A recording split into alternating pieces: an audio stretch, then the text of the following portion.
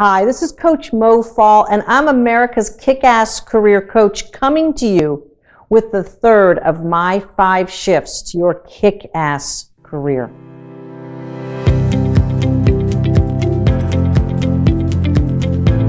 I cover all 5 of these in a webinar I conduct, so feel free to find that out and go to my website and click to go visit that. But this one is the third shift. You're going to learn about owning the room. Yes, the third shift to your kick-ass career is to own the room. Now you might say to me, like many people have, Mo, I don't have the opportunity to present. And I say, find it. Find opportunity to present to whomever. Whomever it is, find that opportunity. Go immediately to your supervisor. If you don't currently present at all in your job, go immediately to your supervisor and ask to get involved in something, to take charge of a project, large or small, that's going to allow you the opportunity to present. It is the key difference maker in many people's careers. And how do I know that? Because I personally learned the hard way, and I'm here to teach you some of the fantastic techniques to own the room. And you might say, well, Mo, you're so comfortable in front of the camera, you're a great presenter. You know, I was a pigtailed, shy girl when I was growing up. I was a little feisty, but all in all, I was kind of shy. It's how I was raised, to be seen, not heard, to not speak up, to not talk about my ideas as being important. All of those things that many of us were programmed as kids by well-intentioned parents who wanted to keep us in our place so that it would be easier to raise us. Now, as adults, we can't diminish ourselves. We can't not share our wonderful genius thoughts and ideas, but we have to know how.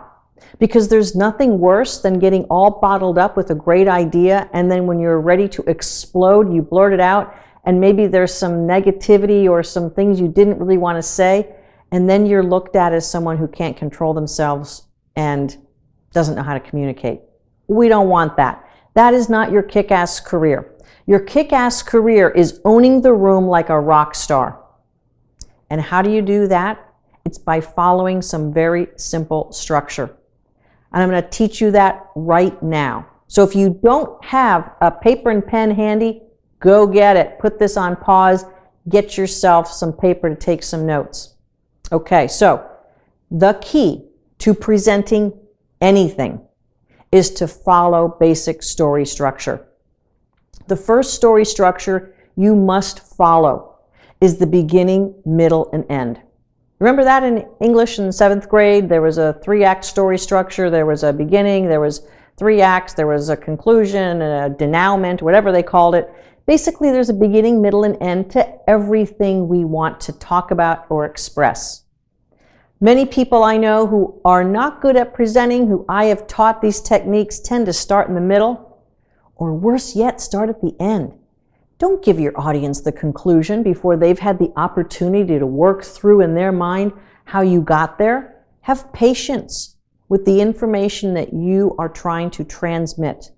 You must start at the beginning. And the way I say to start at the beginning is to frame up your content. I don't want you to dive into it. I want you to remind the people who are in your audience, and whether that be one person, 100, 1,000, or 10,000, remind them why they're there, why you're there. Remind, put it in a frame. I want you to put the picture in the frame and start there. And I'm going to use the example of a budget meeting, because some people say, well, I'm all finance, I only do budgets, I can't tell stories about budgets. Yes, you can, and here's how you're going to do it. You're going to start your budget meeting with saying, hey folks, we're here to talk about the budget meeting. Of course you're going to say that, that's the beginning. And then you're going to put some context around it. You know, budgets are going to be due by November 1st. So we've got to get some stuff done between now and November 1st. And all the stuff we have to get done, I have handouts for, and we're going to talk about it. Boom, that's your beginning, that's your context. So now everyone in the room knows why they're there, that there's a deadline looming, and they're engaged because you've brought them into the pressure of the deadline. That's the beginning of your entire presentation on the budgets. The middle is where you kind of talk about all the meat, all the bullet points, the things you want them to know. And it's maybe where you start sharing information to have a decision or a conclusion. So those bullet points are the meat of your conversation, of your presentation. The end is where you conclude with a punch. Boom. So at the end of your budget meeting, you're going to want to say, all right, therefore, here's the 10 tasks that have to be divvied out. You're going to do this, you're going to do that, you're going to do this, and we're going to come back and meet in 2 weeks. So you have a conclusion, you have an end point of the meeting. Doesn't mean you're over with your budgets. It just means that that meeting has a conclusion. If your conclusion requires a decision, I want you to have 2 decisions that you're putting out there for everyone in the meeting. Just 2, not 3, not 4, not 5, and certainly not 10. You want your audience to choose between this or that.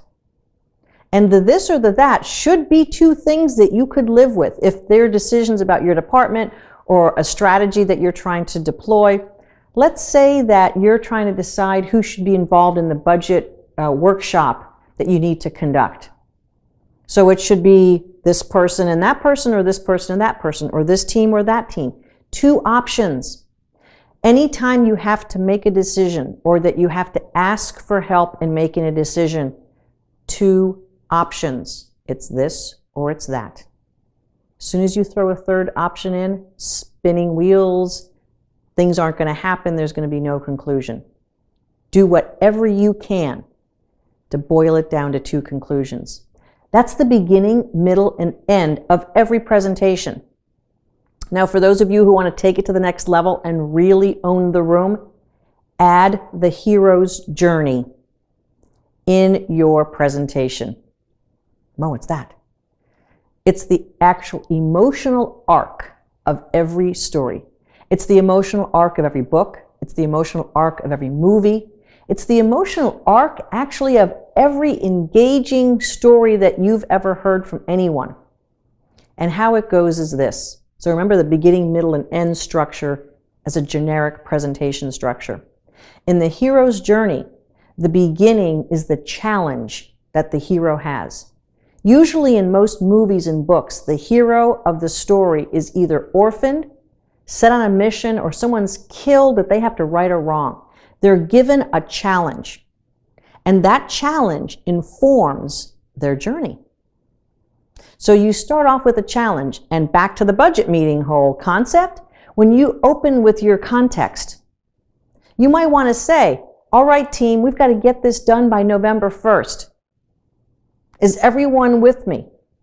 We've got this challenge. Even say it. Say it's a challenge. We've got this challenge to get all this done by November 1st. Anyone here ready, willing, and able to do this by October 20th so we can have some time to make some last-minute changes and tweaks and things that we don't want to have a fire drill at the last day?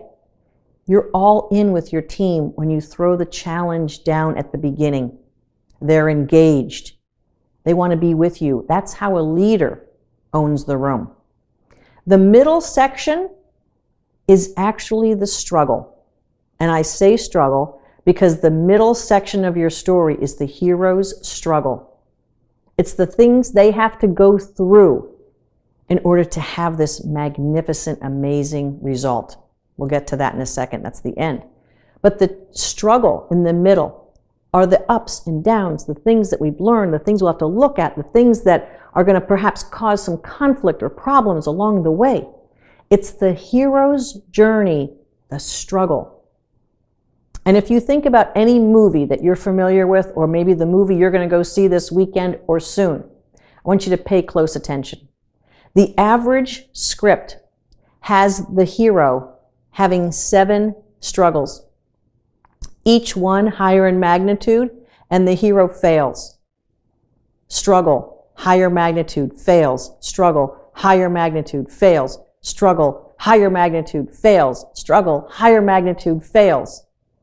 On average, it's 7 times.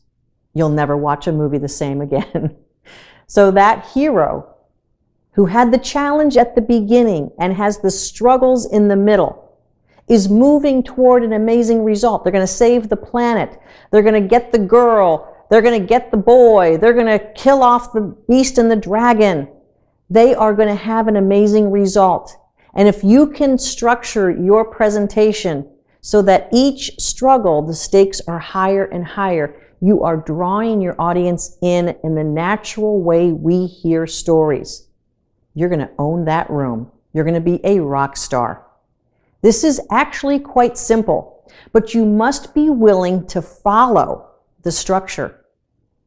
I'm following this structure right now. And I hope that you're engaged and eager to know that at the end you have this amazing result. You have owned the room now because you've followed the beginning, middle, and end, and you've taken the hero's journey. So now your amazing result is whatever your conclusion is, whether that be the things that you have to get done together in your meeting or presentation or that decision point. Have that amazing result. Your hero has a wonderful journey. Your audience is engaged. You've owned the room, and people are going to say, wow, she really knows how to present an idea. I felt completely with her on exactly what she presented. Follow this structure, own the room, tell me how it works for you. This is your third shift for your kick-ass career, and I want you to own the room and be kick-ass. This is Coach Mo Faul. Find me at mofaul.com for more. If you're serious about the commitment to your career, why not book a clarity call at mofaul.com. We'll see you next time.